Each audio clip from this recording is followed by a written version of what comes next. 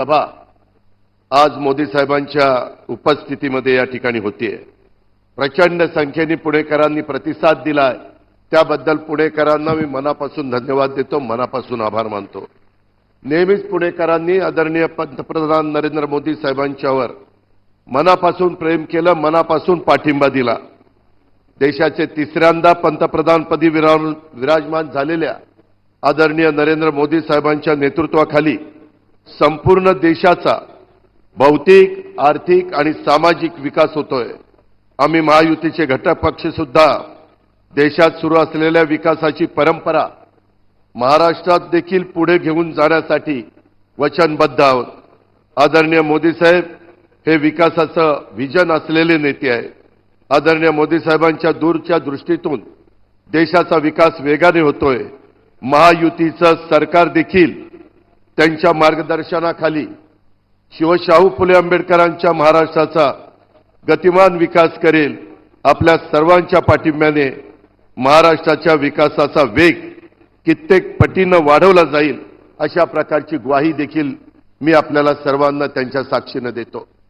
आज निवडणुका म्हटल्यानंतर आरोप प्रत्यारोप होतात, वेगवेगळे नेतेगण येतात, आपली आपली भूमिका मांडतात, परंतु गेले काही वर्ष एकनाथराव शिंदे मुख्यमंत्री यांच्या नेतृत्वाखाली देवेंद्रजी असतील, मी असतील किंवा आमचे मंत्रिमंडळातील सहकारी असतील, निव्वळ महाराष्ट्राचा सर्वांगीण विकास कसा होईल।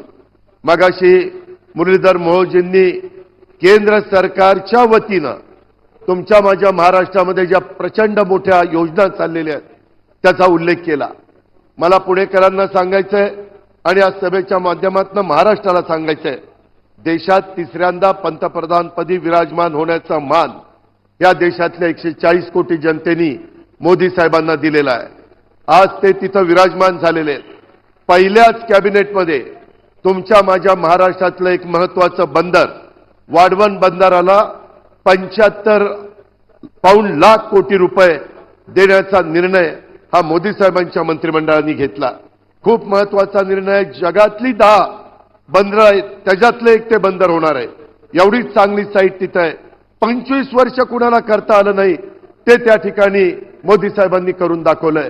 आपल्याला आपल्या राज्यामध्ये पुन्हा महायुतीचं सरकार आणायचंय, त्याकरता तुमचे आशीर्वाद इथं बसणाऱ्या सर्व आम्हा उमेदवारांना हवे। तुमचं पवित्र मत हे आम्हाला हवंय।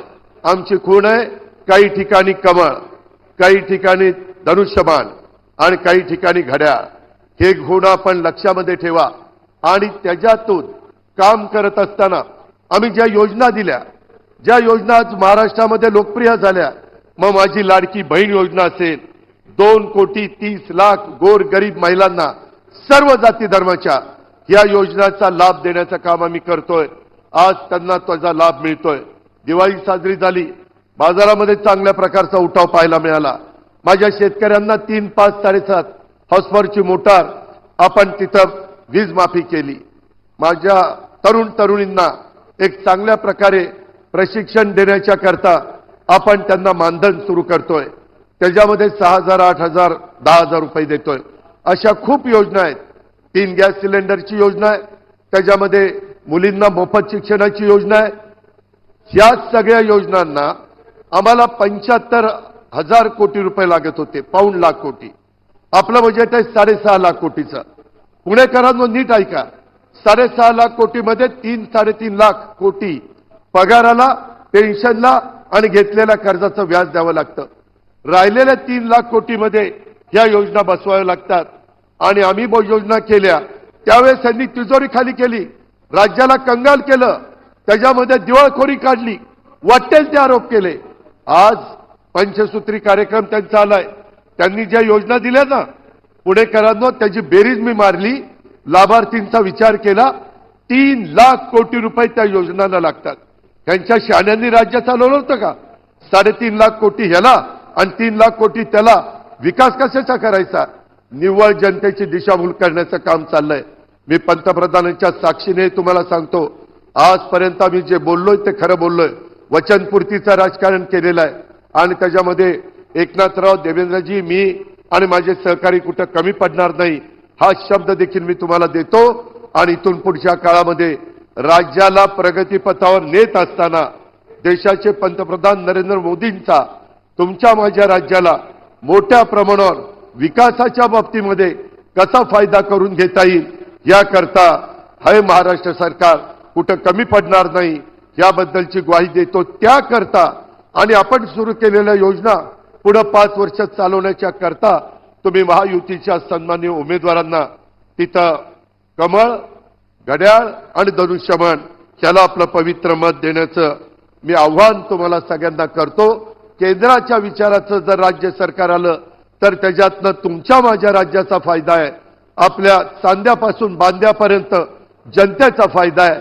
तो फायदा आपण मोठ्या प्रमाणावर घेण्याच्या करता ते तुमच्या हातात आहे, तुमच्या पवित्र मतामध्ये। त्याकरता आपण सर्वांनी आपल्या राज्यामध्ये पुन्हा मोठ्या संख्येने महायुतीचे उमेदवार विजयी करावेत। गेल्या वेळेस खूप मोठी ताकद आपल्या जिल्ह्यांनी आपल्या शहरांनी या महायुतीला दिली, त्याच्यामध्ये आणखीन वाढ करण्याचा प्रयत्न करा। तुम्ही टाकलेल्या विश्वासाला आम्ही उमेदवार कुठेही तडा जाऊन देणार नाही हा शब्द मोदी साहेबांच्या साक्षीने देतो आणि आपल्या सगळ्यांची रजा घेतो। जय हिंद, जय महाराष्ट्र। आपण सर्वजण ज्या गोष्टीची आतुरतेने